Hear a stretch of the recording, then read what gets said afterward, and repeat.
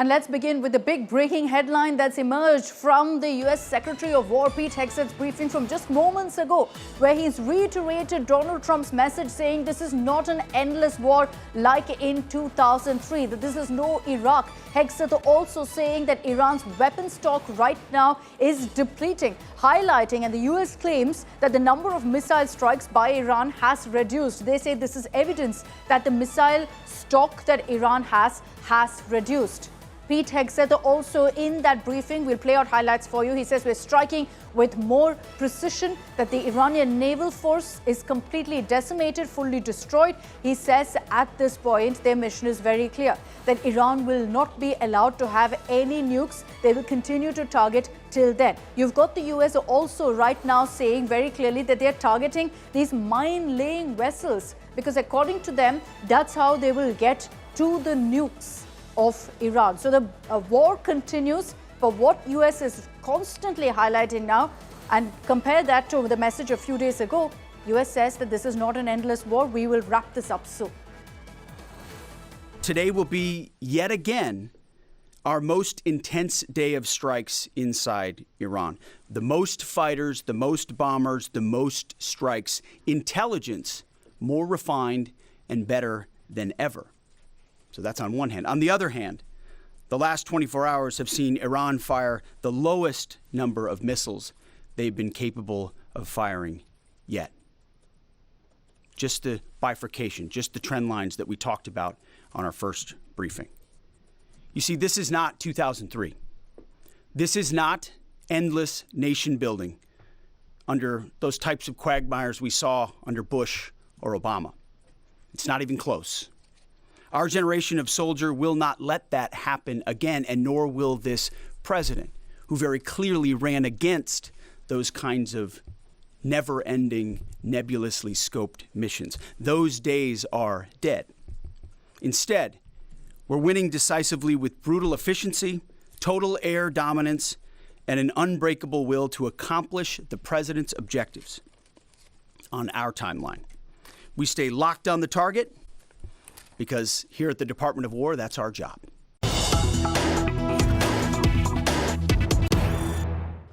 So amid questions about whether there's an energy crisis, say, in the country, any shortage, let's get you a statement that's come in right now from Union Petroleum Minister Hardeep Puri, where he's again reassured the government, repeatedly putting out messages saying there's absolutely no reason to worry. And Hardeep Puri, in the latest statement that's just been put out, has again reiterated that particular message, saying that there's absolutely no reason to panic, that India's energy imports are continuing to flow in from different sources and from different routes. Hardeep Puri saying we've taken steps to ensure that 100% supply of CNG and PNG to domestic consumers is ensured, and that other industries continue to get 70 to 80% of their supplies despite the war situation. Very clearly, the minister saying there's no shortage for domestic consumers and absolutely no reason to panic. The government has been constantly putting out these messages. I'll bring in Piyush Mishra also for more details. Piyush, another reassurance that's come in from the central government that there's no reason to panic. Domestic consumers are the number one priority. Piyush, that question to you about the message that's coming from the government from Minister Hardeep Puri. Well, yes, message has come in from Mr. Hardeep Puri, where it has been assured that the priority of government is household domestic consumption, and for that the government is also in talks with various other stakeholders. Remember that in the last few days, government has had a word with various countries. Hardeep Singh Puri himself has spoken to officials of various countries, and this is being done to ensure that the domestic demand is not hit. What we're also learning is that after the directions was given by the Ministry of Petroleum to oil refineries to generate or to get into more production of LPG, in the last 24 hours, around 10% of production has been increased. The government is also saying that people need not to worry, they need not to pay any kind, they need not to pay attention to any kind of rumors that are being spread on social media. And as far as concerns being raised by a few associations in Mumbai, Bengaluru, Chennai. That is also being addressed. Remember that yesterday itself a committee was formed by the government, and that committee is already in talks with various associations to allay their fears. So the government is saying that there is no need to panic. Enough supply is there, and the priority is to ensure that the domestic consumption does not hit. Okay, so domestic consumption, number one priority. There is no shortage, is what the government continues to reiterate and maintain. So there's no reason whatsoever to hoard. Thanks very much, Piyush, for joining us with those details. I've repeatedly mentioned domestic compulsions. What exactly am I talking about? President Trump, let's face it, is facing heat from all sides in America. And we'll break that down for you. First, economic pressure. And this is, of course, the world feeling it, including America. Gas and fuel prices have been hiked in America, leading to a lot of backlash for Donald Trump. A prolonged conflict threatens economic growth as well, and that's when even MAGA supporters will kind of turn around and question Trump on the decision of calling for this war. Political pressure too, and there's a whole lot of it. Opposition leaders have been out and about criticizing these strikes, calling it unauthorized, saying we weren't briefed. This came completely out of the blue. And there's a fear of an Iraq 2.0 type unending war, which is why you constantly see statements from Trump, from his team, from Pete Hegseth saying, no, this is not an unending war, because they're fearful of that image, that tag being given to this current conflict as well. There's also military pressure, because while domestic compulsions are stepping up, US soldiers have also died, service members have died, and considering that, the military has reportedly also made it clear that they want to withdraw, they don't want any more casualties, and especially at a time when the end game here is unclear. We've asked that question repeatedly, what is the end game? There's no answer. A proxy war continues, and for the military, without any clear end game, it's rather challenging for them to take forward this conflict, because they will ask, when will this possibly end? How many more casualties will we suffer? And I'll bring in now India Today Global's Pranay Upadhyay for more details. Pranay, you know, with America now suggesting that the war will end soon, what's an ideal scenario for them? Narrative-wise, how can Trump spin this to ensure it's a message that we won this war? If you see the objective stated by the White House, this clearly shows that, they have already set certain goalposts, that we have decimated Iranian military capability, we have decimated Iran's missile silos and missile capability and missile manufacturing capabilities, and also we have decapitated and denuclearized Iran. So they have already created certain point of returns. Now the bigger question is that since it's a joint operation, will Israeli, IDF, or Benjamin Netanyahu let United States go off-ramp, or US has to go further and completely go, or push harder for a regime change? Because many analysts in the United States and globally as well are suggesting that historically no government, no country has ever succeeded in changing a regime by military strikes or aerial bombarding. You have to go on ground. You have to ensure regime change on ground. And that is very difficult, because if you see the terrain of Iran, it's a natural fortress. It's a very difficult terrain. And, any ground commitment will be like a harakiri for the Trump administration. So there are its inherent challenges. And that's why President Donald Trump, who's also caught in a very tight spot. On one side, the US allies like the Arabian countries like Saudi Arabia, Kuwait, Bahrain, UAE, they are also mounting pressure on United States to put a halt on this operation and find some way forward, because they are suffering. The other partners like Japan, South Korea, which are technically allies of United States, they are also mounting pressure, because they are also under reeling pressure of this surging oil prices and energy crisis. That this isn't just domestic pressure, but allies who are now questioning what is the intent of this war, and especially at a time when there is a narrative that perhaps US gave into Israel's narrative. And so at this point, there's no win-win situation really for Donald Trump. Thanks very much, Pranay, for joining us with those details. You've got Trump now saying the war will end soon. Just about 4 days ago, Donald Trump, when asked about this war, said, I'm not getting bored anytime now. This war will go on for 4 to 5 weeks. What's changed in a matter of a few days? That from 4 to 5 weeks, he's now saying the war will end soon. I want to highlight that contrast for you of what he said a couple of days ago versus now. We have the strongest and most powerful, by far, military in the world, and we will easily prevail.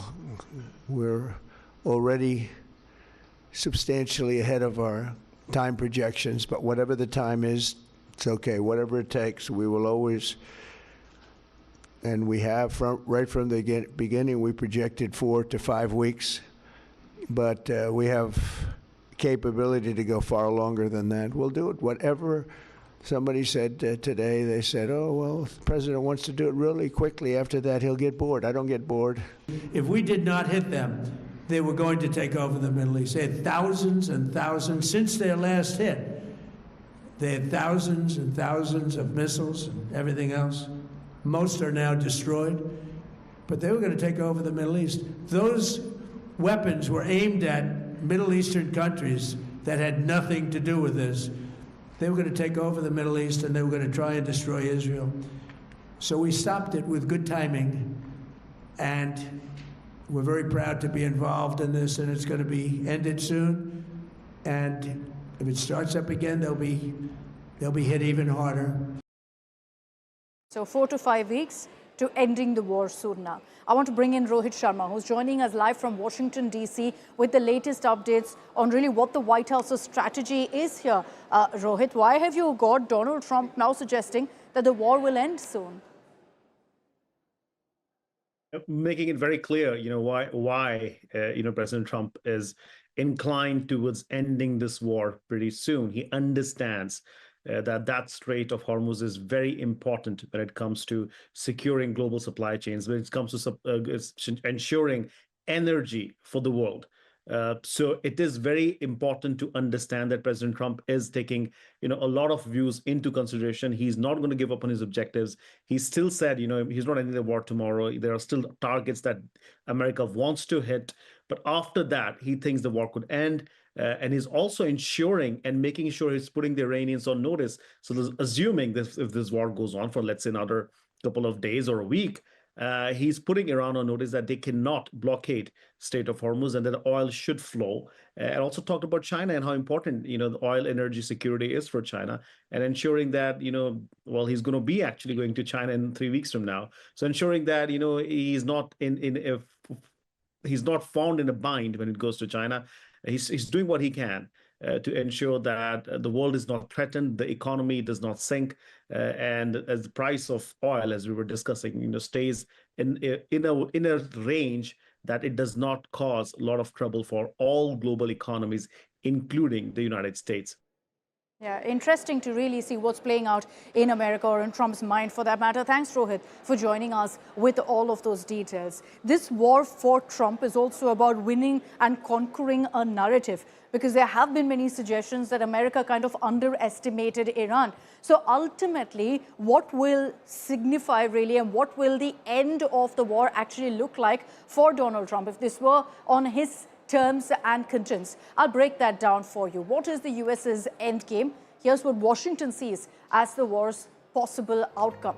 First is, of course, having a US-friendly Iranian leadership. The question is, are we well beyond that, with Mojtaba Khamenei already being named as the supreme leader, the son of Ayatollah Ali Khamenei? Is this something Donald Trump has control over? Big question mark. End of Iran's nuclear dream, considering that America is saying we're going after these nuclear sites, but there's still at this point top secrecy on where these nuclear sites are. Can America actually come out and say we 100% wiped it out? Again, something that they possibly will not be able to define or give details of. Many are comparing it to the WMD narrative, the weapons of mass destruction narrative of Iraq, which it turned out was never there.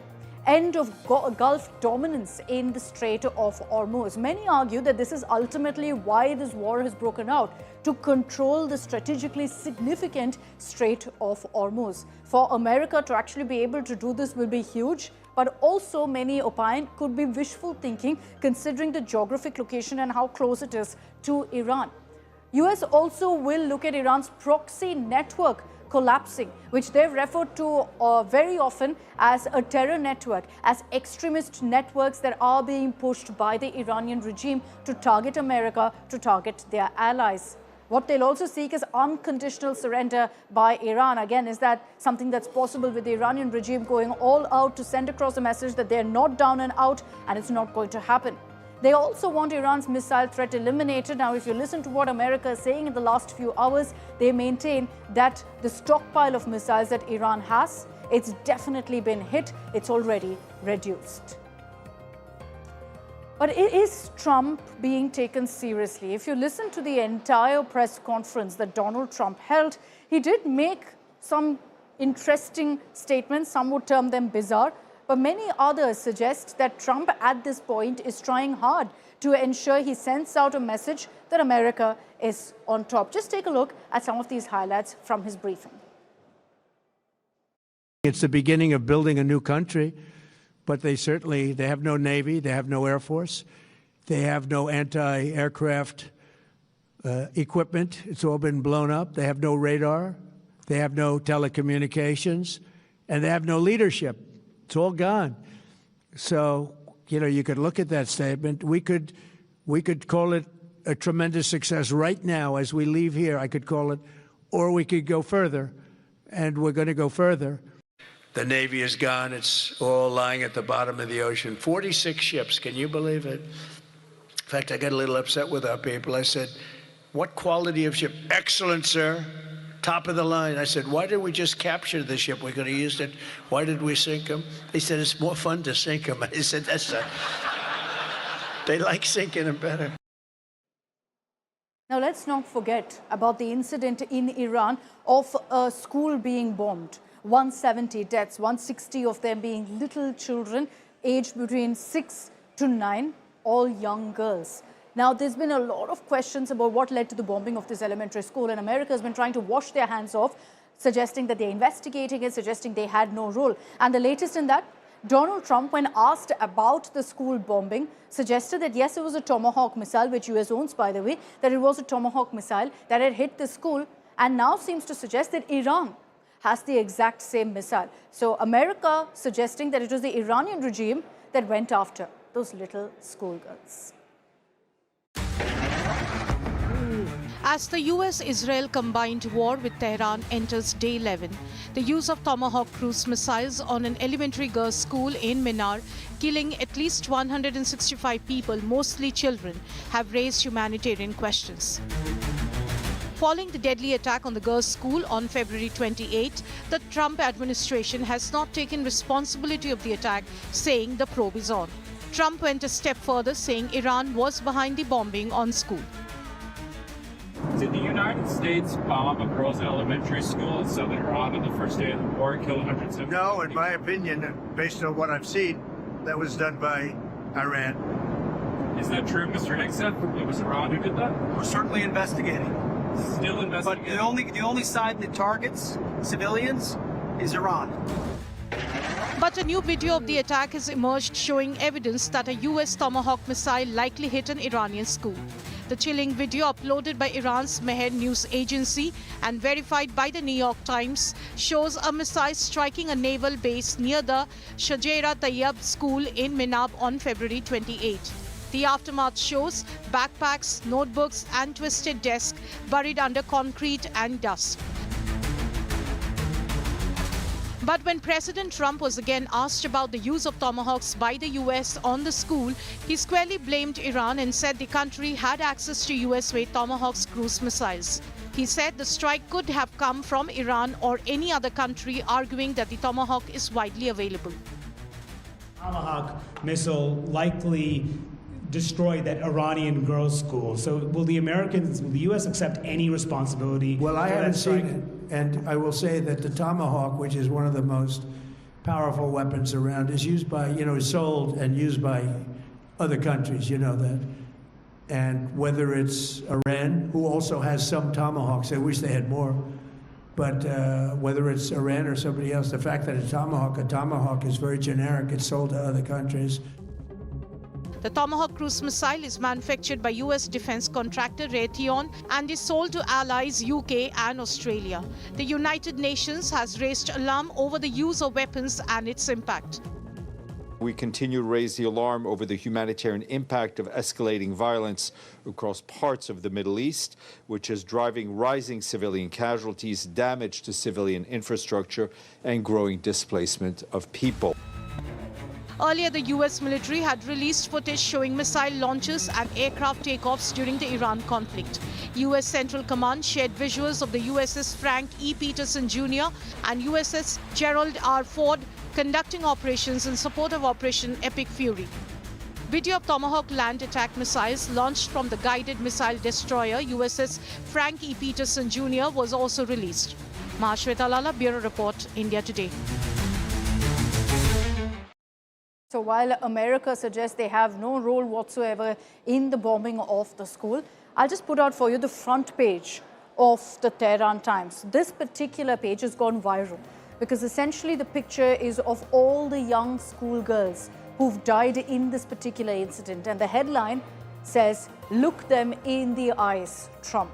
That's the Tehran Times essentially putting the onus on Donald Trump for what's happened, for the killing of 170 people, including over 160 children. Each one of them identified, their pictures put out there on the front page of Tehran Times.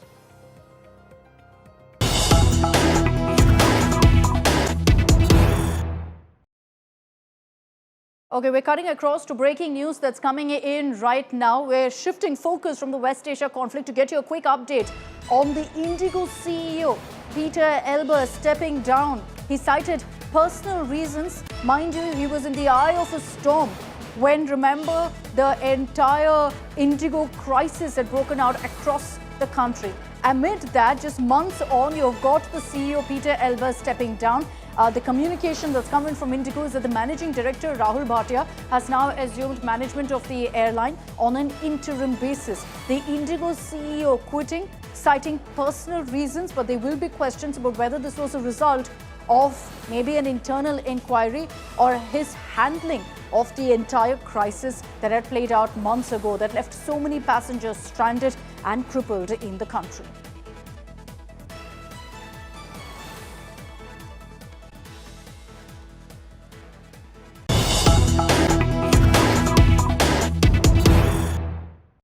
Okay, we're getting breaking news that's coming in from UAE. An Iranian drone has hit now an industrial facility in Abu Dhabi. Now, we understand that this drone wasn't intercepted. It hit the target at an industrial facility in Abu Dhabi. A fire has broken out as a result, but we can also confirm for you that no casualties have been reported in this particular incident. Firefighting operations are underway. Now, this is an industrial facility that's been hit, but very, very close to, in fact, that location is Abu Dhabi's largest refinery. So was that originally the target? At this point, we can confirm for you the refinery hasn't been hit. It's been in an industrial facility, and right now efforts are underway to put out the fire that's broken out as a result. Remember, UAE has been facing a barrage of missile and drone attacks. They've been thwarted, intercepted largely by the air defense systems, but there have been a few lone drones that have made it through and hit the target, this time in Abu Dhabi. But let's move on and talk about oil prices and the fact that it's rising right now, a serious concern across the world. It's not just an India problem. This is something that we're seeing across the world right now, and the biggest focus of that is the disruption of Strait of Hormuz. 20% of global oil supply actually passes through this particular route, which is what has led to this massive disruption that most countries have no control over. There's also a big fear over shipping because companies right now have halted transit through the Strait of Hormuz. There's no insurance that's coming through looking at the current situation, and especially because over 10 tankers have faced attacks for passing through that particular corridor. There are also limited alternative routes. Now, Saudi Arabia, UAE pipelines do bypass Hormuz, but that's the only one option. You need a lot more alternatives because of the kind of traffic usually that goes through the Strait of Hormuz. It's not shut, but it is choked up because nobody is willing to traverse through that route. Global supply shock. Oil prices are up about 1/3 right now. Now, hopefully, you're going to see that coming down with reassurances from the likes of Donald Trump, but there's also the risk of production shutdowns. Iraq, Kuwait may shut wells if exports stay blocked because they also will be looking into their own interests, and that fuels another round of a crisis. Now, like I said, it's not just India. Many other countries are also grappling with the situation right now as fuel prices are being hit. Let's take China, for example. The largest retail fuel cap hike in 4 years has been announced. And clearly, this is at a time of crisis. It's a mitigation strategy that China's taken up. Vietnam. They've announced a number of austerity measures. Work from home is mandatory. Fuel queue limits have been imposed. So if you're in queue and there's a certain number, that many will be accommodated. More than that, absolutely not. So you can imagine the panic in Vietnam as well. Work from home is mandatory and this limit on fuel queues of how many can really fuel up in a day. In Sri Lanka, and let's talk about India's neighborhood right now. In Sri Lanka, there's panic. Schools and universities have been closed off. Power cuts have also been enforced. All of this is a precautionary measure because these countries fear that if the situation continues as is, there's going to be a serious shortage. In Pakistan, Prime Minister Shehbaz Sharif held a public address where he's announced schools closed nationwide across Pakistan. Almost as if COVID-like curbs have been brought back because work from home, restrictions on government employees, all of that has been announced by the Pakistan government. Similarly, while we speak of India's neighborhood, what about Bangladesh? All universities have been shut. Fuel sales right now have also been rationed. These are countries who are taking extreme measures because they fear if the conflict goes on, they're going to be in a dangerous situation. Let's put the focus right now on Pakistan and Bangladesh. The fallout from the war is reaching South Asia and millions of lives. Fragile economies particularly are in trouble, which is why in Pakistan, skyrocketing fuel prices has been accompanied with power shortages. Government has therefore announced a slew of austerity measures.